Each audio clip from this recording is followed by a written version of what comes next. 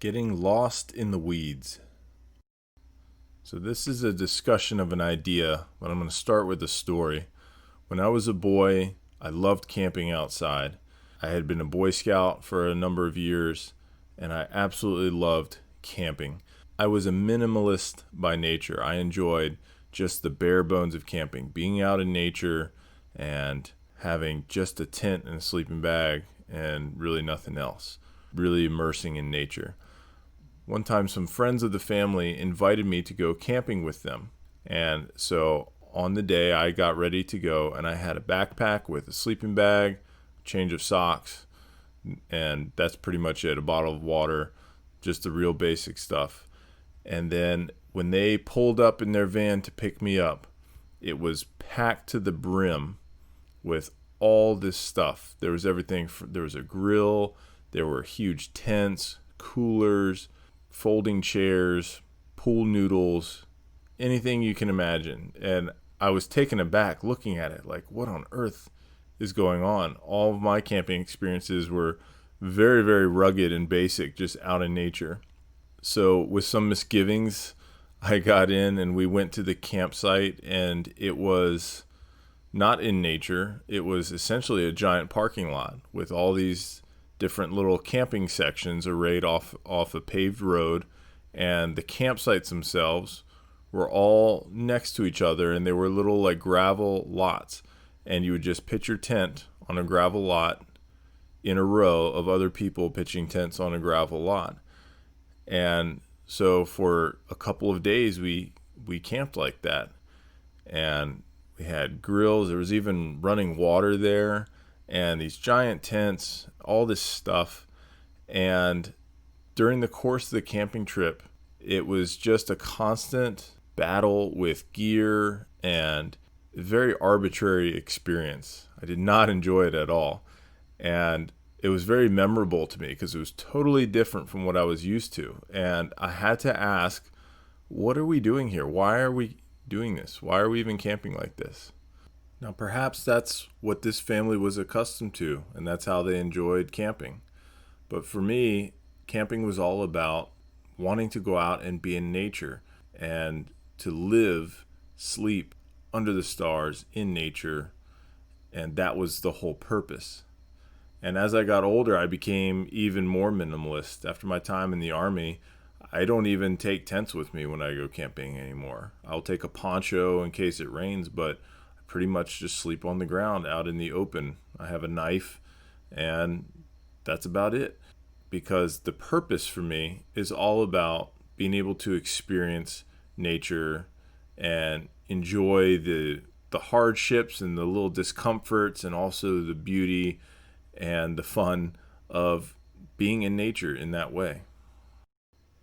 So I call this getting lost in the weeds because, like that camping trip where we ended up being totally severed from nature and just engulfed with all this extra stuff, which to me kind of took away the entire purpose of camping. Many things in our modern society make it very easy to derail your purpose from what you're trying to do, and to kind of keep you from seeing the very simple things that you want to accomplish or do.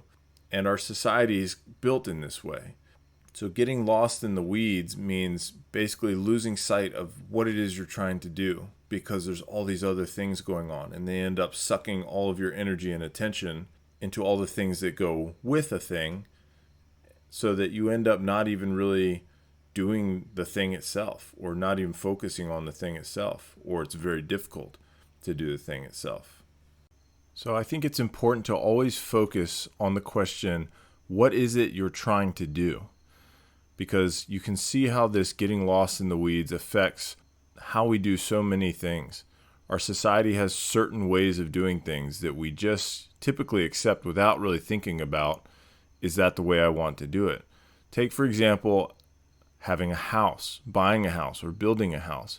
We have a certain image in our mind of what a house should be because that's what's all around us, and that's the way people do it. And there's all these things that go with it. I'm not saying these things are bad, but there's going to be plumbing, there's going to be electricity, there's going to be a driveway and a garage and appliances and all these things, which are fine.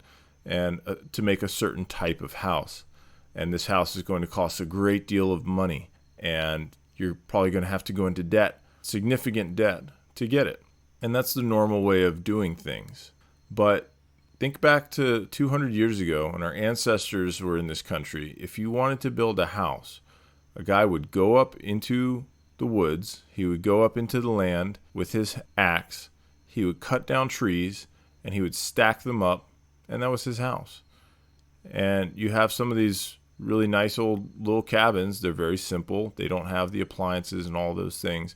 But it was something that one man could basically build by himself with just a handful of tools. No money, just build it himself, because it's just a house. It's just a place to sleep and cook and do those kinds of activities. Or you could even go more simple than that and just put up a teepee. You know, people lived in these lodges and cabins and things like this for hundreds of years because that's what they needed for shelter. That was their home. And I know of people who do alternative kinds of things like this. There's a couple in California who built by themselves a tiny house that's 12 feet by 12 feet, 144 square feet. Tiny little house. It's beautiful. And they built it themselves, and that was their home. That's all they needed. They had a loft to sleep in, a little bathroom, a little tiny kitchen, and a little living room with a bookshelf and a fireplace, all in this little tiny space, because they decided, they looked at what they needed and what they were trying to do, and they did just that. They didn't have electricity. They just built what they needed for themselves.